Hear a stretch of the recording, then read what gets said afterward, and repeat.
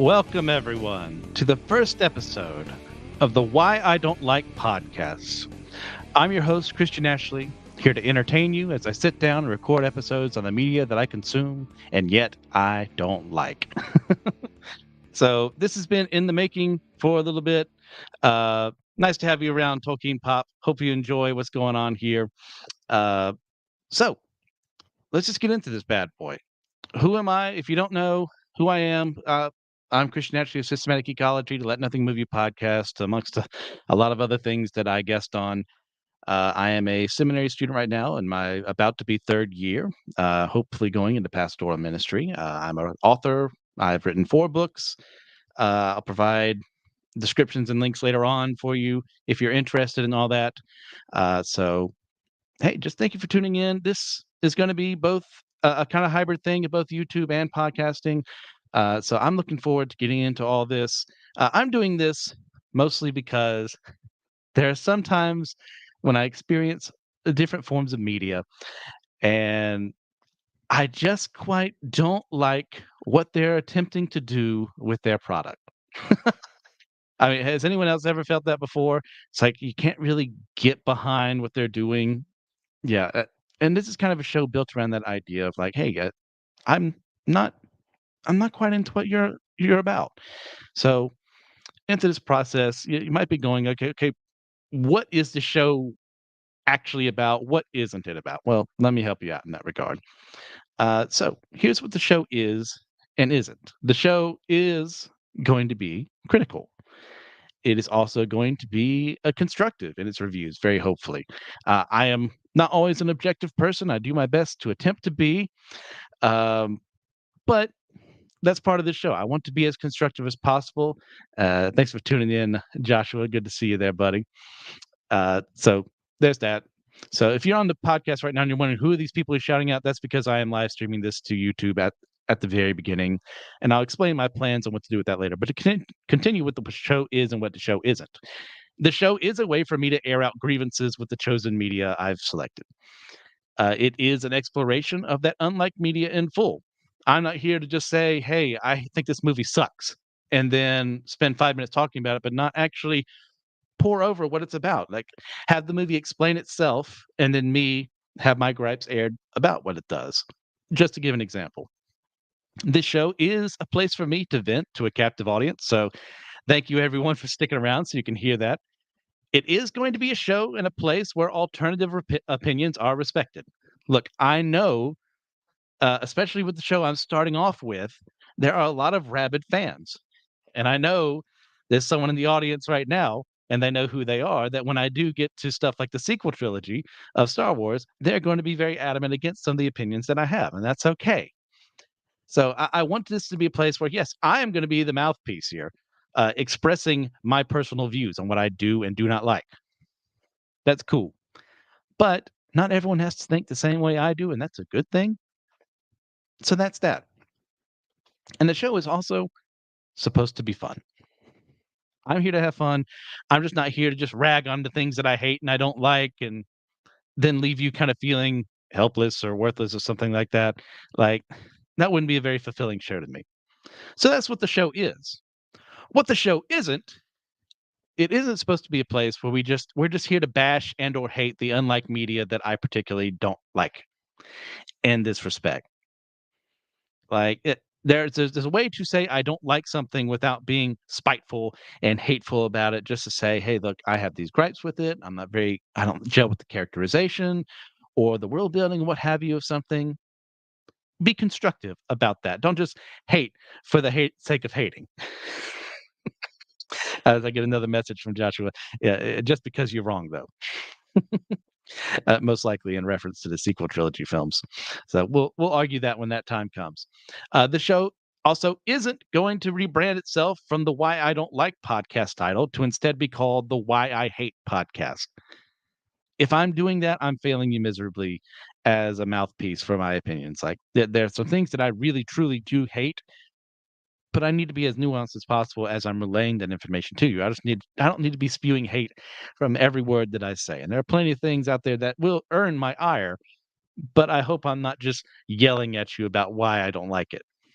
The show also isn't a way to tell you that you are wrong to enjoy something that I don't. Imagine, if you will, that media that you watch, listen, experience, someone has a different opinion than you. Hmm. And yet they watched the same thing you did and they came out with a positive experience. Or I came out with a positive experience and you hated it. That's fine. I'm not here to tell you how to think. And if I'm doing that, I'm failing you. And I'd rather not do that. And finally, this also isn't going to be a place for people to act like jerks. We kind of have a saying around here for the Anazao Ministries podcasting network, which we are a part of. You can be a Christian and not be a jerk. Well, that applies just beyond Christianity in general. Like, you can be a fan or you can be even a hater and not be a jerk. It's okay. Let's all just air out our grievances or talk about the things we really like and then move on with our lives. There are more important things to fight battles over, and it ain't that. So, in regards to this show's schedule, uh, I am going to set it as an every week release, but that does not mean that is always going to happen. I reserve the right to change that at any time. Right now, I am in one of the least busy periods of my life because I am not in classes. I will be taking some summer classes a month from now, but that may or may not change how the schedule goes, but the school year may very well change that. I'm taking 15 hours next semester in a program that recommends you do 9, just so I can take advantage of 2 free classes. So if shows don't show up, every week, that's why. Or I just wasn't able to record. That's fine. So don't get all uppity at me just because it didn't arrive when exactly you wanted it to. Now, as explained a little bit earlier, I'm going to stream first on the YouTube pages for Systematic Geekology and the Anazao Ministries podcast AMP page on YouTube. And I'm going to upload the podcast version Fridays at 6 a.m. Now, here's an important part here. Case in point, real quick. There are going to be pauses. There are going to be times when things aren't edited because this show is not going to be edited. I am not an editor. I have a friend who edits. He was just in a chat. But he also has enough on his plate without me adding one more thing. And I also realized too, I said, oh, these will probably be about 20, 30 minutes long. And then I realized how much work I was going to be doing and how long it took me to get the synopses down and all this. And that's not true. So these are going to be as long as I want, as long as it needs for me to go. This show will not be edited. And if that's something that you're not for, I do not in any way blame you. Please just we'll just part ways. And I won't blame you for that. Just have your own fun, do your own thing. So in regards to that, no editing. I'll say it again. So I am planning as part of this show to commit to critiquing multiple forms of media. This isn't just an anime only or a comics only or television only kind of shows. Like, there are plenty of things that I've experienced in the media, in different media, where I've gone, yeah, I don't like that. So I'll be doing those things. Our first one is, if you haven't figured out by the episode title, Mushoku Tensei, otherwise known as Mushoku Tensei Jobless Resurrection, which I believe is just a direct translation of the Japanese. I will only be covering the anime. This is because I have not read the light novels. I've not read the manga or the original web novel, so I'm sticking to the anime medium for that. Then once we're done, whenever we do catch up to this current season, that part 2 of season 2 that's airing right now, we'll switch on to a different form of media. And I plan for that to be the sequel trilogy of Star Wars. So my plan for that is to be about maybe 20, 30 minutes of the movie, critique that part, starting with episode 7, going all the way episode 9, and not even skipping the worst film of all time, The Last Jedi. I will, for the sake of this podcast, actually rewatch it and critique it as the events go through that. There's that. God help me. Next up will also be something I'm going to need God's help for, and that is I'm unwillingly revisiting one more day the story from The Amazing Spider-Man, where he and Mary Jane sell their marriage to the Marvel analog to Satan and Mephisto because the writers can't handle a happily married man, and they're a bunch of little whiny crybabies. And that's not exactly it, but we'll get there when we get there. And I think the next thing I plan to do, and some of these are subject to change, just like if I have other ideas, if you guys suggest something to me and hey, I don't like it, I'm free to add that to the schedule whenever I want.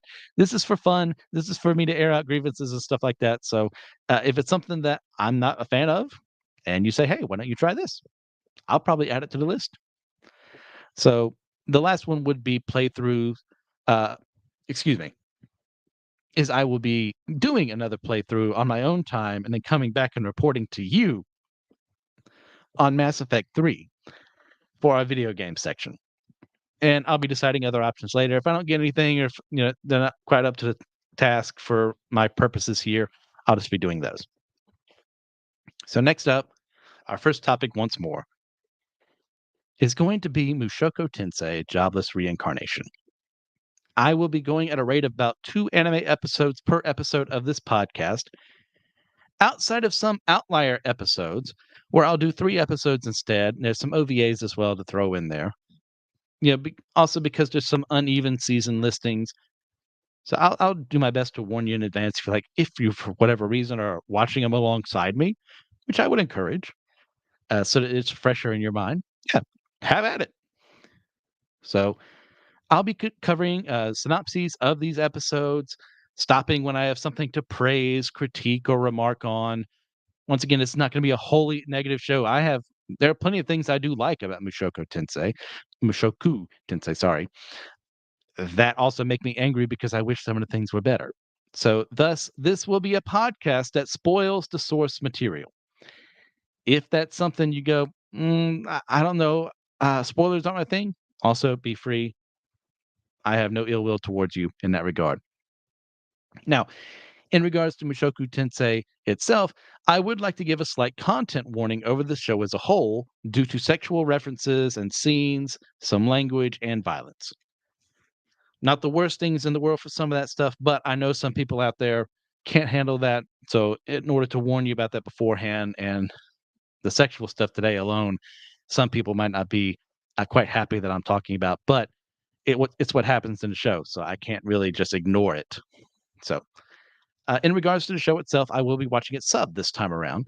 I've already listened to it in English, and as I'm writing notes, frankly, it's just better to have the subtitles up there. I'm not a sub or dub purist. I typically listen to dub because I speak English and I can do other things while that's happening. So there's that. So when we do catch up to the latest season, which is going to be in a couple weeks, so we'll have plenty of time to get there. And I don't think season 3 has been announced at this point in time. We're just gonna wait until there's another full season to dissect again. So, say we finish this, we'll just go straight into what did I say earlier? We'll just go straight into the sequel trilogy. And if something pops up along the way, we will interrupt whatever we're doing once that season has finished, so we can cover it again. So there's that. So, what is Mushoku Tensei? I keep wanting to add an O at the end. Jobless Resurrection. It is one of the highest selling light novel series of all time. It is an incredibly popular anime series. It is one that led to a revitalization of in many aspects of the isekai genre. That is not the first isekai web novel, light novel ever written, but it helped bring a lot of the tropes into the genre. It helped create a lot of buzz around it. So people were very excited when about 9 to 10 years after it first released, it got its own anime adaptation. So before we go any further to Mushoku Tensei, let's explain what isekai is. If you're out there and you go, I have no clue what isekai is. That's some Japanese term. Well, absolutely, yes, it is. It means another world. Sekai means world. I think the I part, the isekai makes it another in that sense. I'm not a Japanese language expert, so feel free in the comments to correct me if I ever get something wrong. I am well up to being corrected when I do something wrong. So thank you for that. If you do such a thing, if I do screw up, basically, it's when a character is in most likely our world. There are things called reverse isekais where, like, from fantasy worlds, people end up in our world. But for the most part, it's when a character is taken from where they are into another world.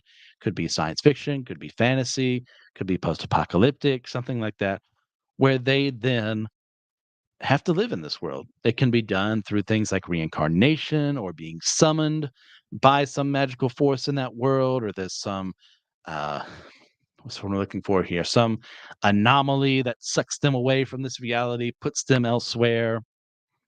There are many ways it can be done. And as a genre, it's not exclusive to Japan. There's actually many Western stories that lead to the isekai genre that have been it's been applied to them after the fact.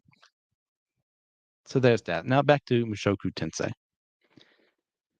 This was created and written by Raifujin na Maganote as a web novel on the Shosetsuka ni Naru website. And this is a website that's, for those of you, kind of like Fiction Press to an extent, or in a lesser form, kind of like fanfiction.net, where it allows users to upload novels for free and to be read for free. But the thing is, it's way more popular there, to the point that some of them get picked up to become light novels and you can actually make a dime off of them. And this is exactly what happened with Mushoku Tensei. The story itself was written from 2012 to 2015 and it has received 24 total volumes when it also became a light novel series. Our main character here is Rudius Grey Rat.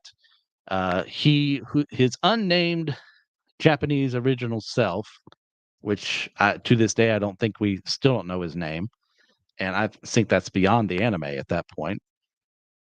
Yeah, I don't think even a light novel reveals his actual name. He dies saving some kids from being run over by a truck, something that also kind of became part of the genre thanks to it kind of creating it to an extent as a trope. Ends up in another world, reincarnated as a baby, learns magic, uh, and goes across the land through the different shenanigans that happen there to try and become a better mage, to try and find his family. Lots of things go on. Some things praiseworthy, some things not so much. So my own history with isekai. I love the idea of an isekai very much. I wish it were better handled as a genre. I have lots of gripes with isekai shows. It's fetishization. Goodness gracious, I cannot say words. Fetishizing slavery as an acceptable practice in any way, shape, or form happens way too often. And to a lesser extent, it does happen in Mushoku Tensei, but not nearly as bad as other shows. There are plenty of so-called good protagonists who have their own little slave harem of women who just fall in love with them because they're just so great. And yeah, we could easily make them not slaves anymore and actually help the power dynamics there. But nope, no, we've got to make them slaves. Another thing too, I have huge gripes on is the portrayal of women. Like most of the time, they're seen as just sexual objects with very little characterization of their own, which this series is not terribly bad at. I will give it that. There's far better ones out there. Um, so yeah. So one of my first real isekai that I liked is what you see on screen here. If you're on YouTube, it says Aura Battler Dunbean. It's kind of a proto isekai. There have been other stories done beforehand, stuff like that, but this is more of a mecha series where Byston Wells is uh, kind of, if I remember correctly, it's been so long since I watched the show. This different plane between our Earth and where it's at, and there's some crossover between the two. And our main characters, are taken from Japan and Texas and a couple of other areas on our Earth to serve as fighters in this war in this fantasy realm, mixed with all this mecha action. It's really extremely good, and I'm poorly explaining it, but it's well worth the watch. But it shows like this that created, shall we say, what's the word I'm looking for here? Standards for other isekai to rip off of, sometimes well, sometimes, most times, very poorly. And that has led to, if you look at your your My Anime List schedule for what's going to be happening in the next anime season, you're going to see lots and lots of isekai because hey, people eat it up. And I am one of those people. Like, I am part of the problem. I will say that. It is trash. Most of them are utter trash, and yet I keep coming back hoping that one of them will prove me wrong and actually be good. And there are a couple, and I'll list a couple of them in a little bit. But for the most part, they just kind of make me angry. And my breaking point really was Rising of the Shield Hero and stuff like that. So that it was shows like that that inspired me to write my own isekai story. Like I said earlier, I am a writer, independently published through the Starving Writers Guild and Amazon, and I created Resurrection Live. This is not intended as like an advertisement, as like, haha, I just made you spend 20 some minutes just to get to my story. It's like, no, no, this is my personal story that brought me to this point. Is discovering, okay, what about the genre do I like? What don't I like? And I would say ultimately I did fairly well. There's still some things I'd go back and I'd change, having written it about 2+ years ago. But still, it's like, why can't it be more like this? Why can't we have actual characters? Why can't we demean the evil things in the world instead of like glorifying things like, sexual assault and slavery and all those things that end up happening multiple times over in isekai and just being brushed over? There are way too many female characters who experience sexual assault in isekai or slavery or something like that, and they just kind of brush past it because they're really just there to be your differently colored waifu so that you can lust over them ultimately at the end of the day.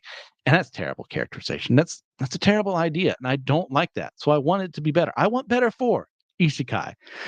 And I'm trying not to add the S as plural there because that doesn't quite work in Japanese. So yeah, it's immensely frustrating to see all the potential, and that's one of the reasons I have huge issues with Mushoku Tensei is I see a ton of potential here, some really good things that get ruined by people like your main character. But we'll get there when we get there. So, Christian, you spent all this time saying you don't like isekai. Is there any isekai do you actually like besides Aura Battle of Dunbean? Well, let me get you there. First off, Faraway Paladin. Only 2 seasons out so far. Once again, I'm not a light novel reader, so I don't know how the story goes from here, but so far, this story gets it. There's no, you know, needless sexualization of characters. There's no, "Yeah, slavery is a good thing, guys."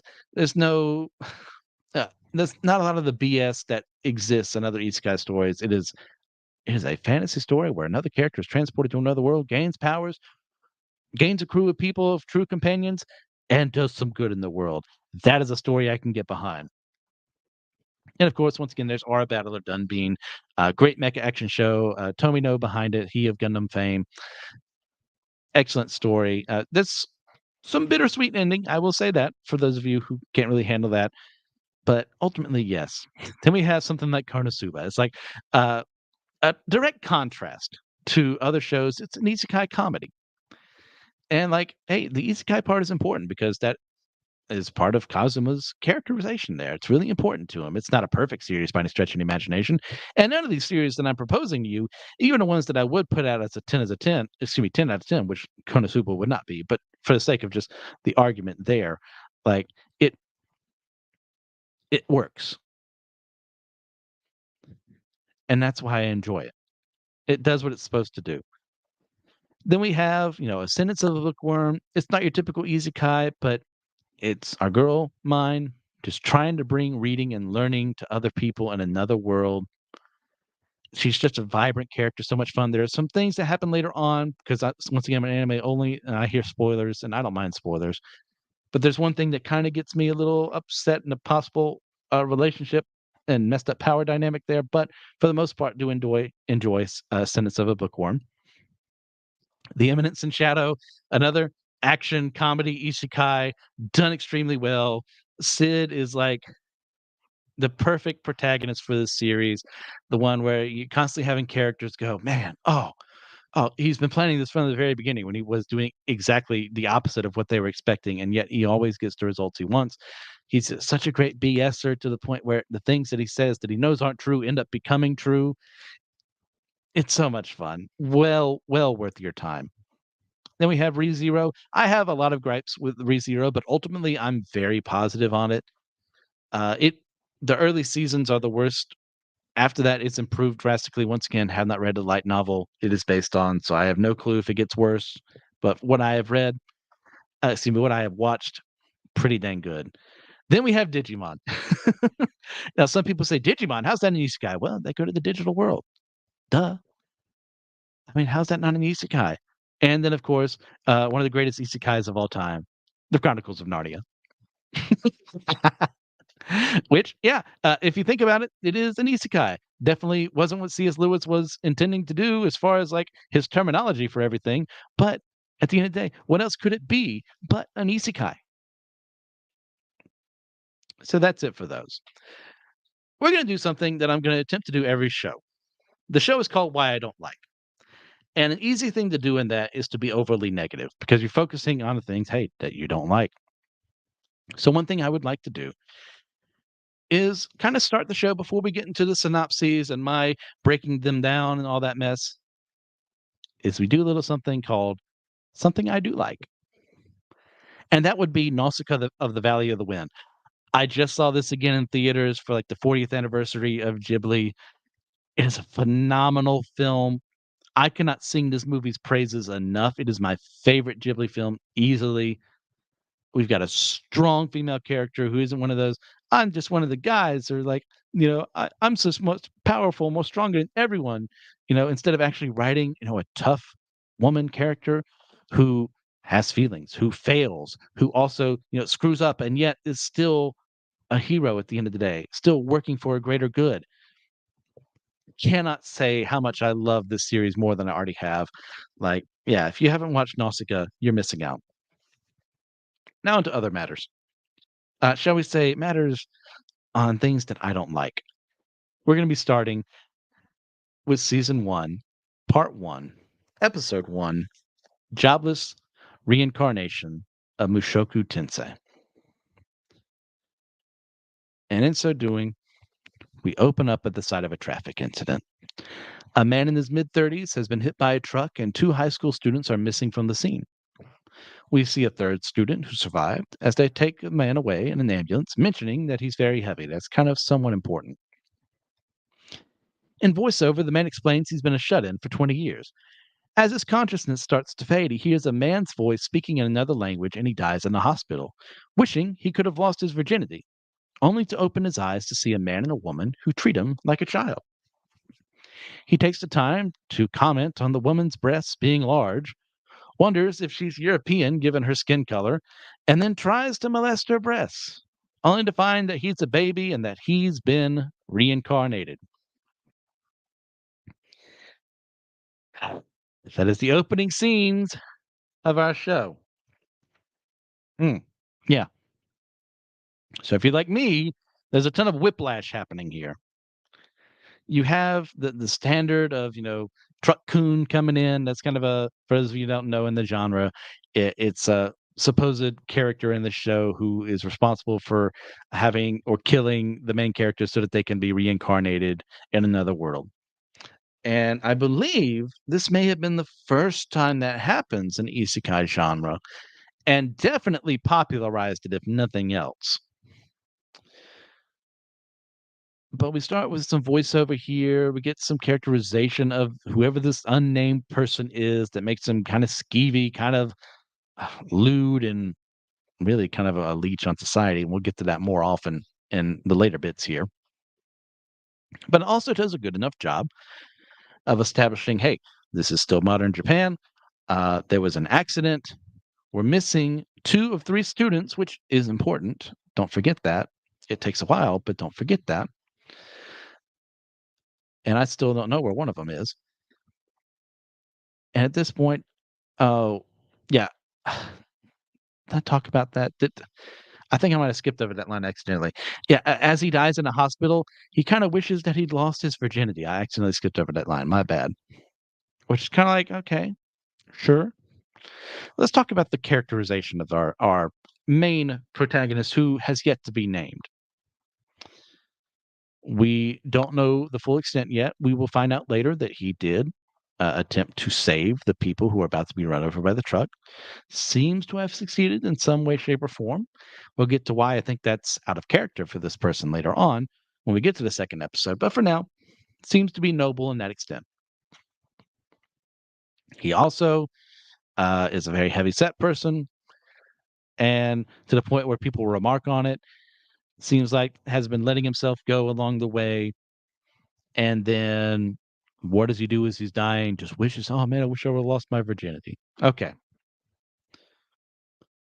That can be something you think about. I'm not against the idea as using that as characterization, especially when we learn more about him along the way.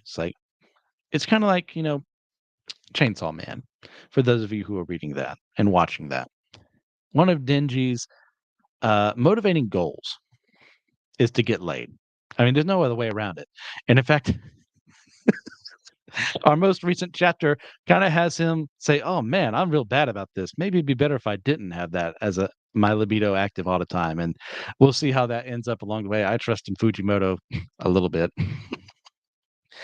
but you look at him. That's part of his loss of interacting with other human beings. And we will learn more about this main character here. But just kind of like comparing and contrasting Denji for a bit. Yeah, Denji grew up poor, unloved by his father, abused by his father, didn't really have contact with people, would just eat garbage just to stay alive, was treated by trash, given a debt that he could never repay, and how he's finally liberated. He can actually seek out things. He can eat good food. He could potentially even find, someone to be in a relationship with. Good things, but it gets in his head, and that's one of his flaws as a character is he thinks about those things. Our main character here is a huge character flaw, but sometimes I wonder if the author thinks it's that. And that kind of gets brought to the forefront when, oh, he sees a woman with, hey, there's no other way around it. She's got some big breasts. Yeah, as you can see there on the picture on YouTube. Noting that is not a problem. You know, our eyes see what our eyes see, and he sees that. And we are wired to look at those because they're part of our human what's what I'm looking for here, our biological needs, our desires. There's nothing inherently wrong with the idea. It's how we use those things that becomes an issue, and he most definitely is using them for ill gain. And without even knowing who this woman is, having just experienced death, what is our protagonist thinking? Well, he's thinking, man, she got some big breasts. She European? Oh, what am I going to do? Oh, I'm going to molest her because, oh, you left yourself wide open. That's who we want as our main character for this show. Now, we can have this scene if it leads to him cleaning up his act, if it leads to learning as part of his journey along the way. That does not happen. Not as much as I would like it to. So what this does force him to do is his goal of reaching to molester is what makes him realize that he's a baby now and he's been reincarnated elsewhere. Surely there was some better way to write that in. Once again, I'm not opposed to him noticing that she's got a good figure because guess what? She does. I am very much opposed to his motivations after learning that about her instead of like thinking, hey, I should probably learn who this is. I was just dying a second ago. That is this strange woman and another man in the room. What should I be doing? He does the exact opposite of what he should be doing. And it's hurtful as characterization. It's very hurtful to watch. Like, what is this mess? And had I not experienced other people saying, you've got to stick through this, you've got to see what else is going on, I probably would have dropped the show either right here or what's going to happen in the next scene. So before we do that, let's get into reincarnation real quick. Reincarnation basically is the idea that you are incarnating, you are taking over another body after having previously lived as another form, another human, what have you. Many religions of the world experience it. Hinduism, some Buddhists, Jains believe in it. You'll find it kind of in Shintoism a little bit too. It's not. I need to study Shintoism more to actually give like a full proof. Yeah, that's exactly what they believe. But many cultures do believe in it. Now, if you haven't left because I said I'm a Christian, well, I'm going to do that for a little bit. Christians, most Christians, don't believe in reincarnation. There are many reasons for this. You got your Hebrews verse where it says, every man is appointed to die once. You've got Jesus telling the thief on the cross, like, you're going to be in paradise with me today, not in oh, well, you're just moving to the next body after this. Many other things because it doesn't make sense within our own system for that to be a thing. So reincarnation is a huge part of the series. And unlike other isekai, I will throw this in its favor. It focuses on the fact that our individual main character here, I'm going to call him Rudy. His name is Rudius. We'll get there. If you haven't watched the show, his name is Rudius. I'm so tired of saying our main character. That is a part of his characterization is that he remembers his old life, was reincarnated into this brand new spanking body, and that comes with baggage, immense baggage. So that once again, in this show's favor, I will praise it for that. Oh yeah. Oh, excellent point, Matthew Winter. Yes, some people do take that verse when Jesus is talking about. Oh goodness gracious! There's the Malachi verse talking about there's going to be a new Elijah, and there's Jesus talking about John as Elijah. The idea being is that he is a new Elijah in this present day, as characterization for him, as letting people know that's who he is as a person. So yeah, that's how I take those verses, and I can see how people could struggle with that. That makes a lot of sense. Let's see. We'll get to you in a second. Yeah. So there's that. Reincarnation is going to come up again. I haven't fully figured out my theology on the whole thing. I'll do my best along as the series goes on to like explain more as I'm learning. So we'll just move on to the next scene where we find out Rudius's parents are named Paul and Zenith. They're about in their mid 20s. He was, as we find out, 34 years old before his death. And he spends some time as our main character imagining what it'll be like to suckle Zenith's breasts, noting it didn't turn him on, perhaps because she's his mom. Once again, brave and bold characterization here for our protagonist. I'm so very happy that this is happening. So as he grows up, he gains his name Rudius, and he has spent the last 6 months of his development learning the language. Every baby has to do that. And we'll get, hey, this is astounding to me as someone who is garbage at learning other languages. And this is something I do want to praise the characterization for, in that he sticks with it. He attempts to learn it way faster than a normal child would, because obviously he has some of his own training before. But also at that same time, it's a lot harder because you're so used to that one language. So hearing another one at such an older age makes it more difficult. And yet he did it. So yeah, praise to Rudius's characterization there. So he takes the time as he's 6 months old and crawling around to go through the laundry, sniffs some panties, and wears them over his head, showing them to his family's maid Lilia as he comments on her likewise large breasts, only to have the panties taken away from him by Zenith, who listens to Lilia start to call him out on his deviancy because she's kind of figured something's off with this kid, until she relents, knowing it's probably not her station to say something like that, so whatever. Yeah, at least someone out there is thinking critically. I'll put it that way. So Rudius then looks outside of the house to see the pastoral land they live in and wonders where in Europe they are and why they don't have electricity, as he would like to play on a computer again. He watches Paul out of the window to see him practicing his swordsmanship. Kind of really calls his parents a bunch of weeaboos at this point in time.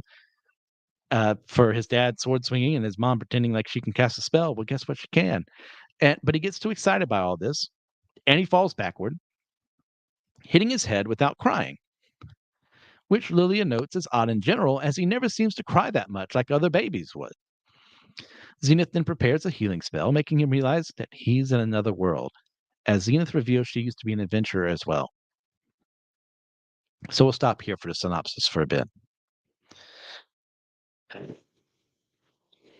Yeah, a much better image to have on the screen.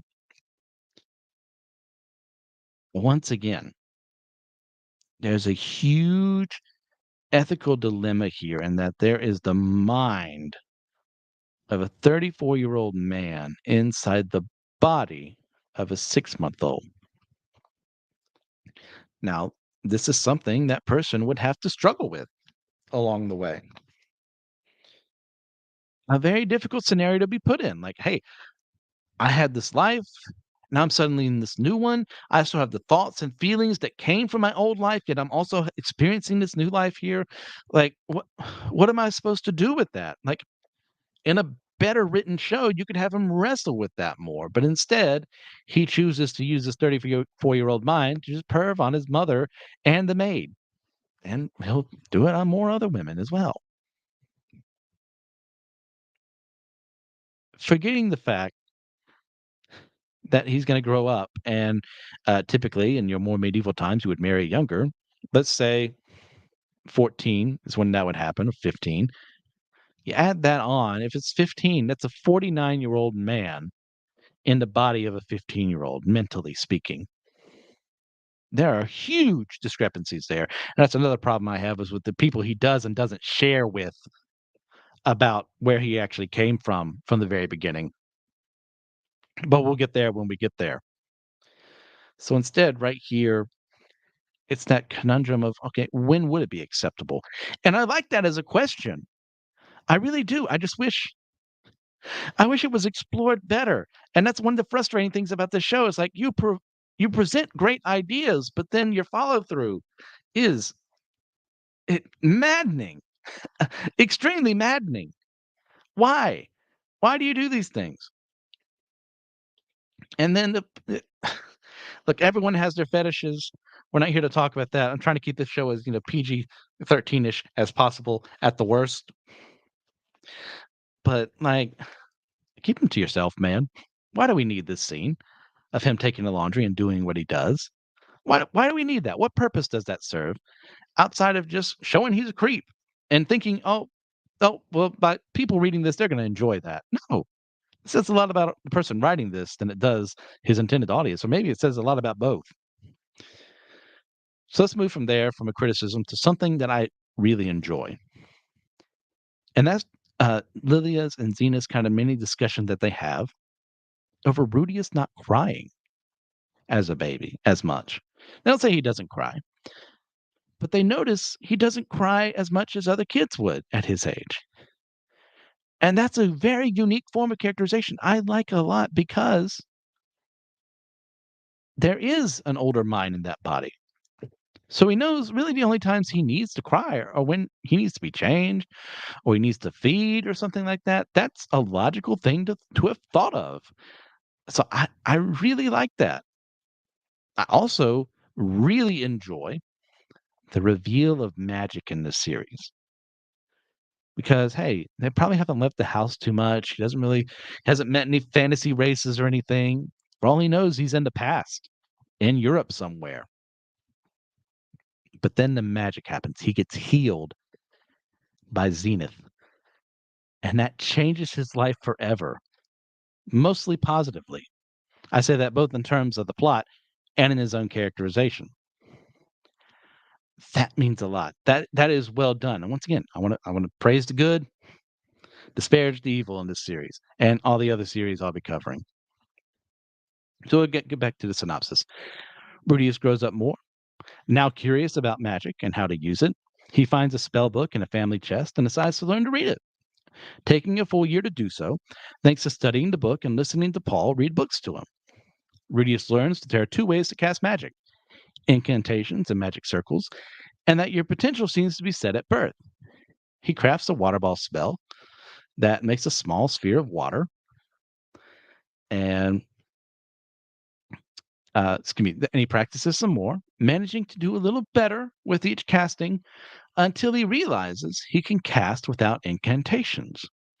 He then uses several buckets and pots to catch the water as he practices, learning that your magic grows the more you practice using it, and his works better without using incantations, as he speculates that people either don't know this or choose to just use incantations because they're easier to learn and easier to teach. He conjectures that him starting so young is why he's so good at it, as he overhears his parents having sex in the other room, which seems to be a nightly occurrence, and there's nothing modest happening in the sounds there. So later, Rudius experiments even more, now able to propel water at a faster rate. He then tries to cast some intermediate magic, which creates a large burst of water that blasts a hole in the house, and at this point makes his parents realize what he's been doing. And it creates a very beautiful scene, the rainbow from the water coming out. And it's at this point Zenith requests that they hire him a magic tutor. But Paul disagrees because he wants Rudius to become a swordsman like him. But Lilia intervenes and has them both compromise to have Rudius be taught magic in the morning and swordsmanship during the day, which they agree to after having a small fight about Paul breaking his promises, which will be important later on as far as who Paul is. What's with the bad characters being named Paul? Well, he's not a bad character in this one. So we'll stop there. How magic is treated in this series is something I want to praise. The way Rudius takes the time to study it, figuring out how to do it. Not only that, but learning how to read far beyond what a child would be expected of, thanks to his mind, thanks to his previous experiences. But it's not just him learning it. Like, it's just a bunch of moons speak to him if you just look at it on the page. But because his dad reads to him, he can associate the script with letters, with words. That is well done characterization. That is well done. Um, what's the word I'm looking for here? A way to build the world up as well. And the way magic is taught is also under criticism by how he learns how to do magic, which I find utterly fascinating because you don't expect this a lot. If you've read or watched as many terrible isekai as I have, you will know one of the grand cliches is the main character who's just good at magic. It'll normally be one or two chapters in, especially if it's not a like starting from birth, or they just suddenly show up in a fantasy world where they go to the adventurers guild and say, okay, we're gonna have to test your magic, and we have these 5 forms of magic or 6 or 7 or whatever. And it's, oh my gosh, you're good at all of them and you're the best ever. What's so good? And this does not do that. There are things Rudius is good at. There are things Rudius is not so good at. There's things he's garbage at. That is good. You need to set limitations for your characters. Have them able to do some things, but not others. That prevents them from becoming a Mary Sue. And I don't think that Rudius is a Mary Sue, as some people would levy against him. I think there's some things I'd definitely change about his character, as far as some of his goals later on, but he's not a Mary Sue. So we get the idea of magic being treated as like flexing your muscles. Love that. It's like the more you use it, the better you get at it. Such a great ideal. Like when you're training, like you don't, very few people start off with natural talent. Some people have to learn using some natural talent to get better. And Rudius has some natural talent, but he has more than what would be capable he would normally be capable of in this world because he kept practicing at it, kept working at it. And that whole thing about him really essentially not trusting the manual, I love that, especially as someone who has lived in the church his entire life. I put my trust and faith into the Bible. Do you know why? Not because I grew up in the church, but because I took the time to study it. Because I took the time to read what people say who had to say and say it was fake. or make believe or propaganda. I listened to what they had to say and I listened to what the Bible had to say. I compared and contrasted the two and realized that there was truth in there because I tested it, because I did the work for it. And many people in the church don't do that, and it infuriates me. They will regurgitate exactly whatever the pastor says if they're listening at all on Sunday and never open the book up for themselves. They never read it on their own. They never ask questions about what does it mean for these things to be true if they are indeed true. You don't know if you don't test them. You don't know if you don't look out into them. But Rudius, as a positive point in his direction, does. It says your mana is determined by birth. You're only supposed to cast with incantations or magic circles. What does he do? Realizes that's not true, tests, hypothesizes, does the work. That is noble. That is tremendous.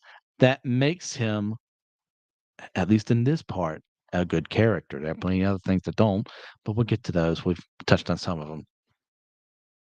So we'll move on to the next scene for the first episode. See, I knew, looking at the time right now, I knew this was never going to be 30 minutes or less. So we go flash forward a bit. His parents hire Roxy McGurdia, who, despite being young, is an accomplished mage. And she is going to serve as his tutor, even though she initially doesn't think too highly of them or Rudius,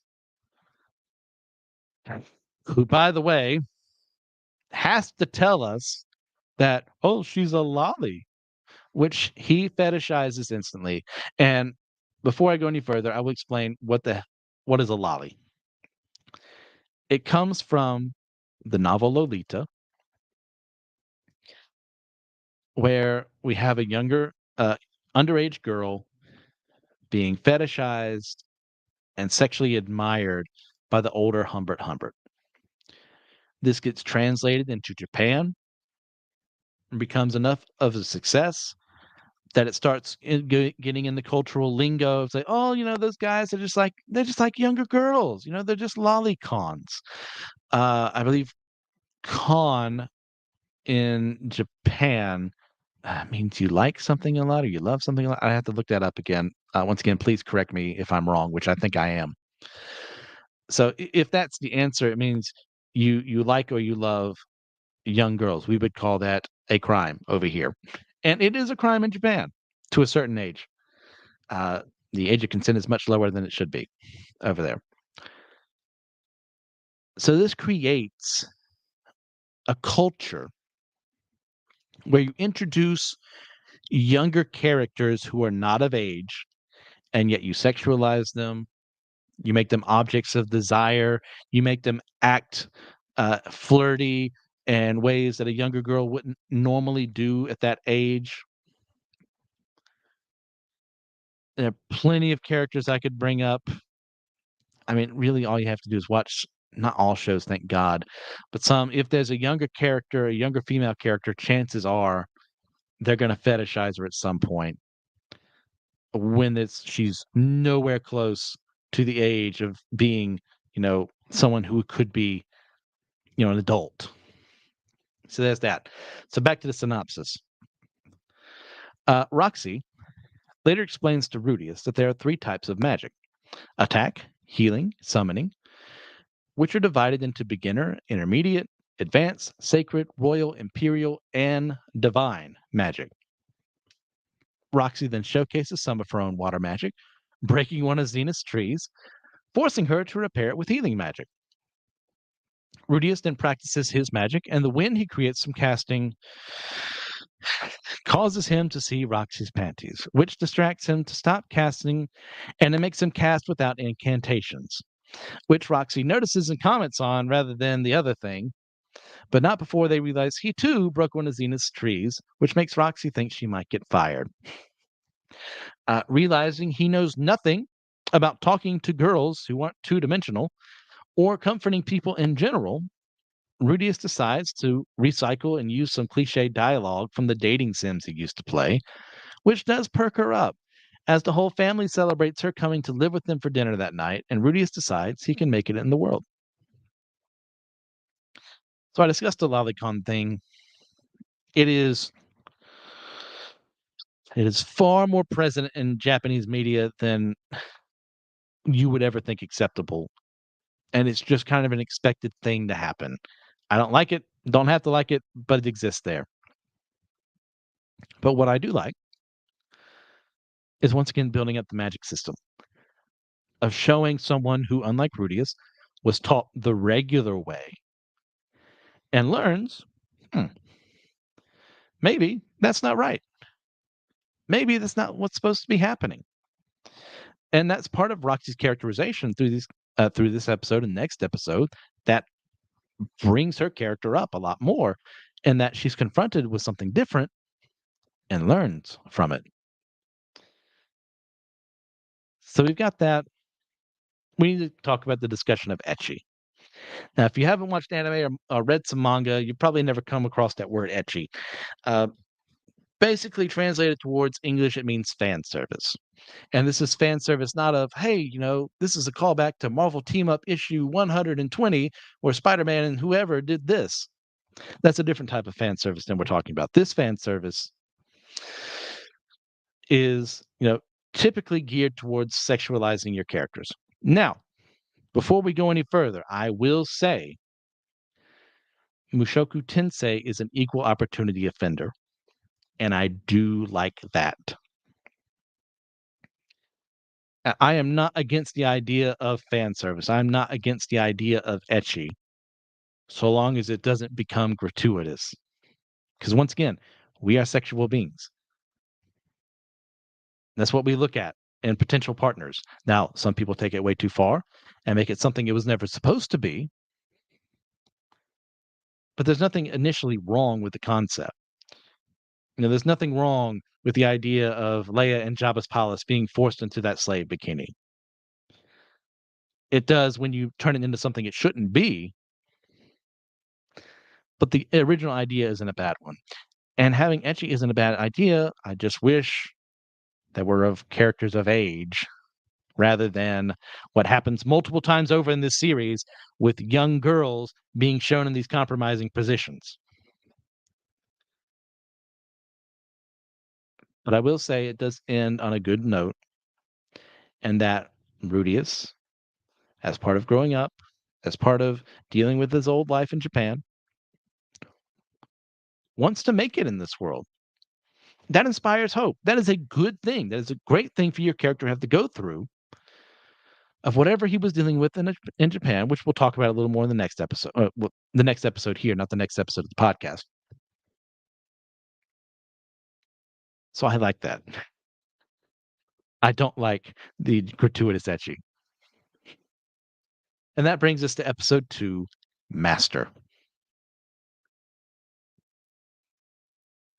So we start at the beginning of the episode at Rudius's, this is a very weird sentence to have to say, Rudius's original Japanese parents' funeral.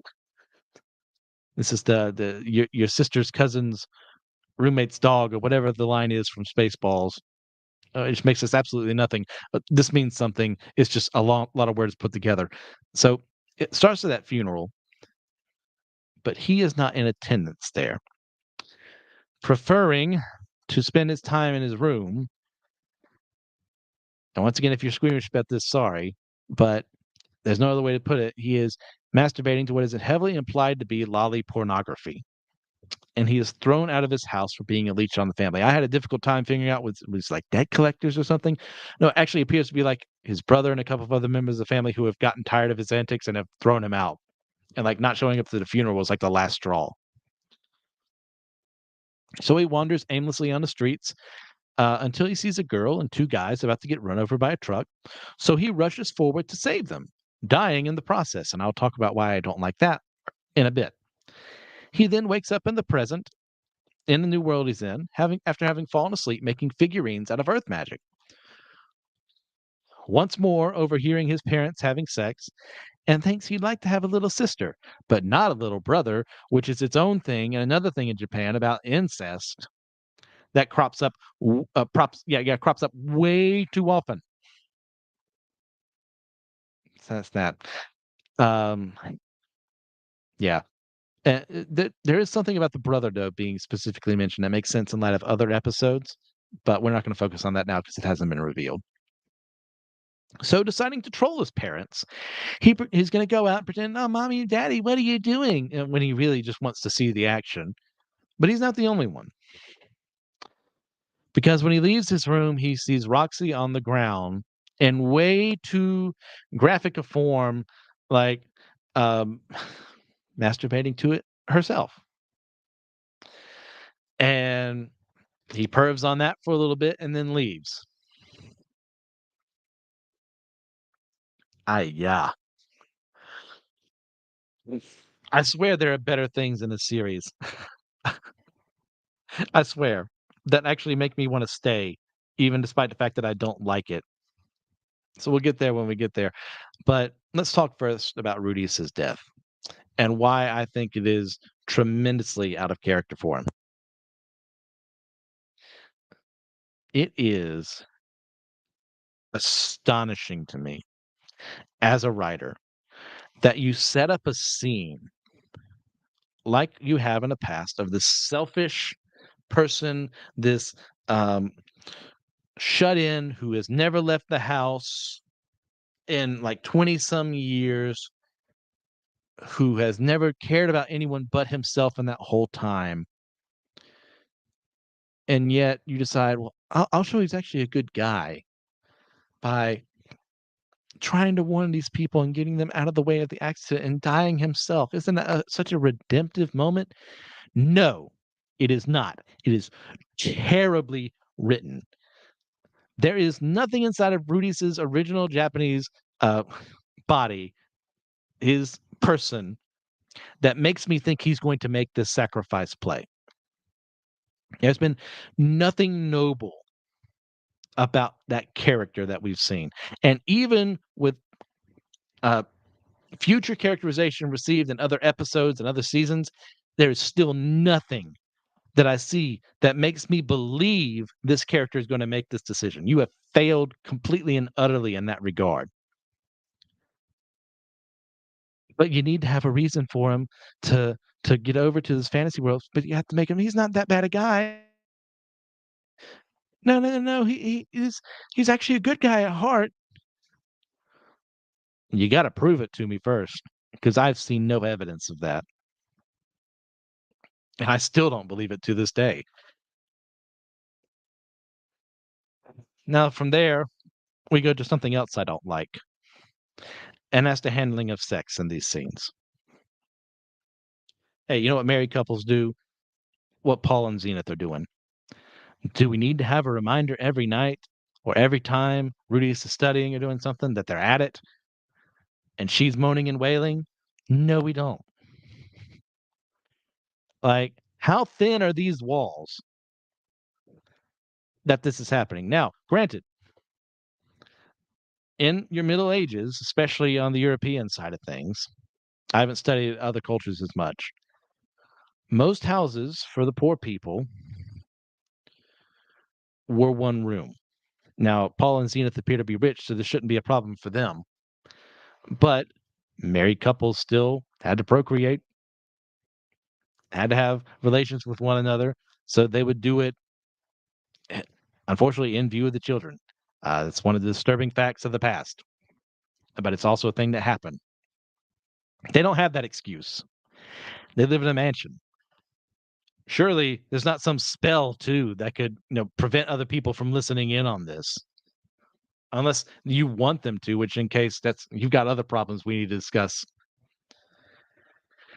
And then we get to Rudius in the old world, where he'd rather spend his time just jacking off to pornography rather than doing anything with his life. This is an example, I believe, of the "this loser is you" trope.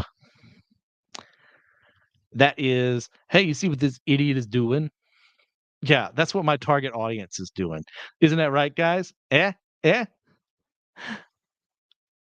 it's just so insulting and detrimental that you think, yeah, even if you thought that's what your audience was doing, is that what you wanna call them out on? Is that what you wanna say, "Hey, I know what you're doing"? And I say this as someone who has struggled with that in the past. I admit that fully. I am no perfect example, a perfect paragon of human sexuality myself. I fail. Thankfully, nothing, physical outside of myself being involved, but still, it's a sin either way. And to be shown something like that and think, "Is that what you expect of me? Is that who you think I am? That I've always remained there? That I haven't improved upon myself to be better? Is that what you think of your audience?" If I were the reader, which I am in a sense, I'm upset at that. Like, who are you to say that about me, author? Like, get off your high horse. There are better battles to fight there in that arena. And of course, we get to Roxy. She's a young girl. She's going to be interested in sex. Nothing inherently wrong with that. But then you have to show this scene in such, you know, loving detail that we see in the show. I'm not going to show you that image. Now, we don't see the actual physical parts, but we see the end result. And it just infuriates me immensely how we keep coming back to this when you don't need this scene. You don't need any of this. You have I've seen your ability to properly characterize these people and make me believe and want them to succeed in certain aspects. I don't need this. This is an example of gratuitous etchy. So we'll move on from there so I can get this creepy image off my screen to about 6 months later. Rudius has progressed to having nighttime classes with Roxy, which of course you have to say, we didn't do anything any wrong, as that would imply, where she is teaching him history and about the cultures of the world, the continents and stuff like that. And he's busy paying attention. I'll give him that part. But he has other ulterior motives where he's just perving on her legs, hoping to get another glimpse. And in her lesson, she explains that humans live alongside demons. Now, demons in this series are a race of people, not a group of evil spiritual beings as we would traditionally associate, Christian spirituality. And this does get fleshed out later, and I do like what they do there. And there's also these things called spirits. They haven't really come up as much, but the kind of focuses being summoned and stuff like that. We'll get there when we get there. Roxy then explains that she herself is a demon, which is why she has her purplish blue hair. I'm sure there's some other site that could have actually listed it. I'm just calling it purplish blue. Is that just violet? I don't know, man. I don't know my colors.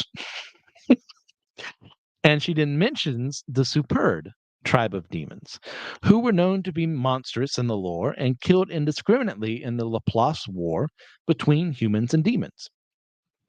They have emerald green hair and a red gem in their forehead. Well, Rudius, hearing this, compliments Roxy's hair, which flatters her, but she tells him he should save that kind of talk for a girl he likes. Rudius then tells her that he likes her. He's about 4 or 5 right now, by the way. And she teases him. Yeah, he's 4 at this time. And she teases him to come back in 10 years. He leaves the room and tries to spy on her as she's about to undress, but she tells him that the Superd will kill his family and he leaves. Ha ha ha. Isn't that so great? We just saw that. Praises first. World building. I love world building. I love it in my own books. I love reading about other people, what they do. I can read I can even read something as dense as a Silmarillion and see what Tolkien had in mind for some of the stuff that was going on. Like, please, like, tell me about your world. Tell me what makes it so interesting. And this is the seeds that are planted in the story that become far more important later on that are handled extremely well. So let me once again praise that. But what I don't like is Rudius continuing to be Rudius. I will give it to him that he can do focus on more than one thing at a time. I do the same, but not nearly as in the way he's doing it. I typically listen to a podcast and play a video game or listen to music as I write, because it's nice to focus on more than one thing at one time because that's the way my brain functions. But he's using it as an excuse to continue to just be skeevy around her, to try and get another look. And she just accepts this rather than, hey, let's talk to your parents real quick. Hey, your kid's acting way beyond his emotional age. He's 4. He shouldn't be having these thoughts. I'd be wondering what's wrong with the parents if they were to come back and say, "Oh, there's nothing wrong with that," in this scenario. But she doesn't do that. Maybe out of some sense of, they're the ones hiring me. Maybe I can't do it. This whole thing is like women aren't quite as liberated. Even in this world, though, women are way more liberated than they were in this point in history on our side of things. So maybe there's that, but we don't get that. That's more like me trying to make up reasons for why this might work. But it's just annoying. It's stupid. I hate it. I don't like it. So we'll continue on for the synopsis. Almost 6 months later, Rudius improves with his magic lessons and trains with Paul at swordsmanship, which he's not as good at. Rudius later watches some of the kids from the village they live in play with each other, but he imagines them jeering at him and using their cell phones to film him, which freaks him out as he refuses to go beyond the borders of his house, and in some ways he's still a shut-in, just around the borders of his house though this time around. In flashback, we see him being bullied by his classmates, where he's stripped naked and filmed by them for their amusement. Roxy finds him and talks with him about how her hometown, uh, and just a way to kind of calm him down, how her hometown didn't have grass like his does, and then she points out the Red Dragon Mountains, in order to show that beyond them is the country Renoa, where she learned to wield magic at its University of Magic. And to further encourage him, she says it takes in all students, regardless of race and social status, and encourages him to go. But he wants to stay with her as his master, which she denies being anymore, saying that he's surpassing her. In private, she tries to wordlessly cast and fails, getting discouraged. Whew. So, we learn why Rudius is a shut in. And there are things I like and there are things I don't like about this. Reason being bullying. It is poorly explained in the show, even beyond these episodes, why Rudius is being a target for bullying. You say, oh, it's because he's a fat slob or anything like that. No, apparently, from what I've researched, in the light novel and the web novel, he gets bullied because he got so hyper focused in a good school that his grades went down. So he was forced into a bad school, kind of like I don't know, what's the word I'm looking for here? Not the correction center. Why is the word not coming to me? The school where kids, are typically your rougher types that can't fit in with the regular schooling system, so they get sent there. That's kind of what the school is like. So, because his grades went down, he was forced there, and he had this huge fascination with computers, which made people think he was kind of a geek. Which, yeah, sure, okay. And the ultimate reason why he gets bullied is because he called out a popular student when they skipped forward in line. I left that pregnant pause there because if you're like me, you're wondering, that's it? That's the breaking point for these people? None of the other things, not that those are good justifications for bullying, there is no such thing.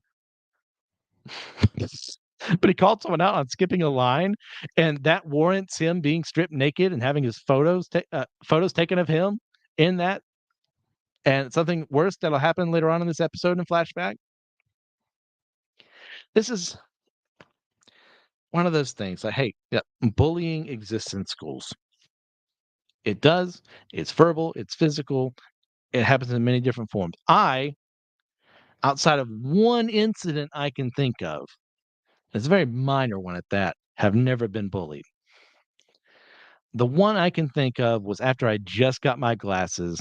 A girl in my class said they looked stupid on me, and called me Four Eyes. Like, wow, oh man, that cuts deep. Oh man. It's like, and you know how I handled it? I ignored it because it was stupid. Other people have had to deal with way worse than me. And I'm not trying to downplay that. But what I am saying is that this is a poor representation of actual bullying that occurs in schools. And it's a poor representation in the anime because it doesn't get explained why they're bullying him. Once again, not so we can say, oh, they have some noble goal for doing it. So, no, no, no, no. What is their stupid, petty, evil reason for doing this that is not completely and utterly moronic in nature? Like maybe he's just better at school than they are and they're jealous. Or maybe some girl made a pass at him and one of the jocks gets upset with him. Comparing and contrasting again. Spider-Man, his days in high school. He was the outcast, the wallflower, the nerd. He didn't fit in with the other students. Flash Thompson, as his main bully, does not physically get aggressive with Peter. And this is, you can say, oh, it's just written in a more innocent time in the 60s. It's like, no, that's not what we're talking about here. It never got physical with them outside of the one boxing match they had organized by their teachers in Spider-Man 8, which is its own thing. But Flash never like beat up Peter or did anything like that, but he still made him feel lesser and did so successfully multiple times over. That's a good example of how to portray bullying versus this. It's just bad, poorly done. And I just don't get why you would think after writing that down, I was like, oh, yep, another successful day of writing. Got my kanji down pat. Yep, that's why they're bullying him. Man, I'm good. Like, no, that would be completely and utterly unsuccessful. If I saw anything that I ever wrote like that, it's like, what was I thinking? I need to change this right now. We need a new draft. But what we don't need a new draft on is Roxy's characterization here. Her starting to feel inadequate in such a short amount of time is handled extremely well. She's got this prodigy in front of her who can cast magic just so effortlessly. And that makes her feel like she's not good enough, that she needs to train herself. And that's good. It causes her to question things. It causes her to be, well, why am I doing this in the first place? I like that a lot. I wish she were in a better series. So back to the synopsis. Once again, about 6 months later, they're going to celebrate Rudius's 5th birthday. And that's how I remembered he was 4 earlier. As they celebrate in this world every 5 years until someone is 15, where you legally become an adult. So rather than just doing a birthday every year, it's like 5, 10, 15, boom, those are your birthdays. So Paul gives Rudius a sword that he can't really wield yet, explaining that a man must be willing to protect his wife and children. Zenith gives him a book that he'd asked for, and Roxy gives him a small wand with a magic stone inside of it to enhance his magical skills, telling him that she's going to give him a graduation exam tomorrow. This causes him to flash back to the bullying, where he was tied up naked at school. Roxy then makes him leave the house the next day, despite his protests, despite his emotional hangups, even picking him up on the horse herself and riding with him out of the town. This traumatizes him for a bit, but he sticks with her. When Rudius sees people along the way looking at him that are people of the village, he gets angry at them for staring, only to make the realization that they weren't staring at him, but at Roxy, who spent the time to get to know them and help them with their problems. So they really like her, and this helps calm him down. They reach the exam spot, and Roxy tells him she's going to cast a sacred spell once, forcing him to memorize it and cast it, as she does so herself, casting the spell Cumulonimbus. accidentally striking their horse with lightning, forcing her to heal it. That was actually a pretty funny scene in a black comedy kind of way. I will give it that.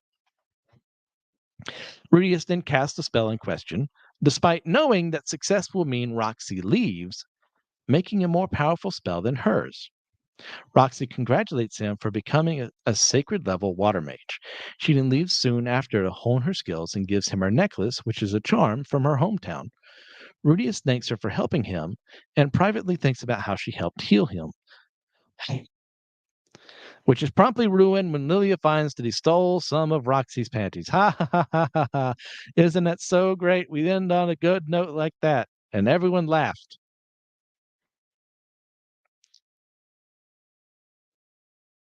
Things I like. Rudius being forced out of the house. They don't know the trauma he's experienced because he hasn't talked to them about it. Which, granted, super awkward conversation to have with someone. Yeah, I have the memories of a past life, and part of that was I got bullied to the extent that I never wanted to leave my house until I was forced out of the house, and then I died. Yeah, I get it. The amounts of therapy I would need after a situation like that, could not imagine how long it would take for me to open up. But still, give him something, man, something. But he does leave. And he realizes the outside world isn't that terrible. He can make something of himself here. And it took Roxy to do that for him. It didn't take his parents. It took Roxy. And she does a magnificent time. We get some nice characterization for her. In that, in these past couple of years, she hasn't been stagnant. She's went outside and she's met with these people and she's helped them and she's done good things with them. That is a really great character moment. That's a very beautifully stated in a small amount of time. Yeah, even though it's kind of a tell, don't show, uh, you could argue that it's still done effectively. So I'll give a point there. Next thing I like, the actual spell and what happens. It's such a huge moment for Rudius to show how far he's grown as a character and as a mage, that he's able to do this at such a young age, and it proves Roxy's point that she had made earlier, and that she's no longer worthy to be his master because of how far advanced he is than her.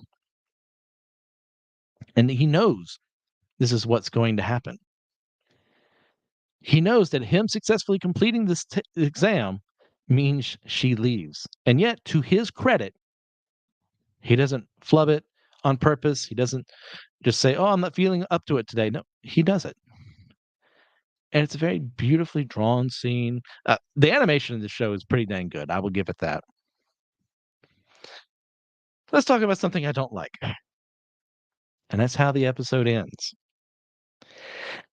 And I like it. I don't like it not only because of what has already been stated before about his poor characterization as far as being a pervert, but this is a story plot that he took these from her. It doesn't end here. We're still dealing with it to this day. And I don't like that. So we're going to end on a bad note. Imagine that for a show called Why I Don't Like. But uh, those are the first two episodes of Mushoku Tensei Season 1, Part 1, Episodes 1 and 2. I'm going to try to score every episode. And just for the sake of transparency, for the entirety of what I have watched of Mushoku Tensei, I give it a 4 out of 10. And I know, given how numbers work, that if I do this episode by episode with scores and someone tallied them up, it's probably not going to come out to 4 out of 10. It could be higher, it could be lower. I don't care.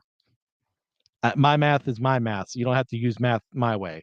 But I'm saying it's a 4 out of 10 overall. So when I say that I give episode 1 a 7 out of 10, it's a decent enough introduction. But there's many things that I have gripes with. I'm not too fond of.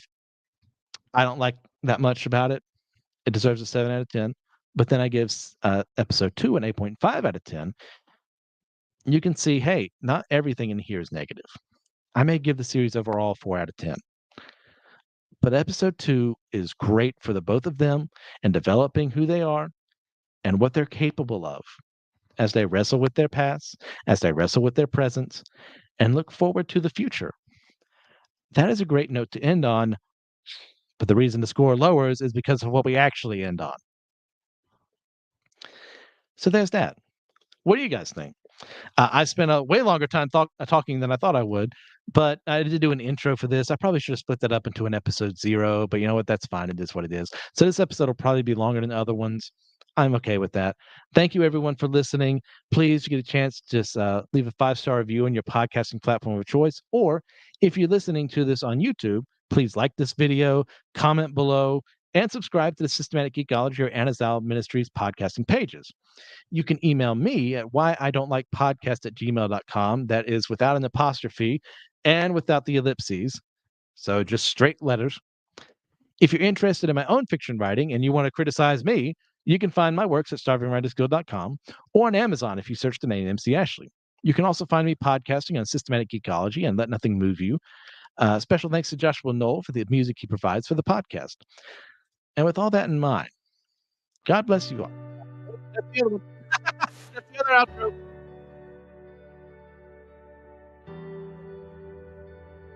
God bless you all, anyways. But hey, with all that in mind, I spent a lot of time discussing what I don't like about Mushoku Tensei. But you know what I do like? You listeners. I like you. So see ya, Space Cowboy.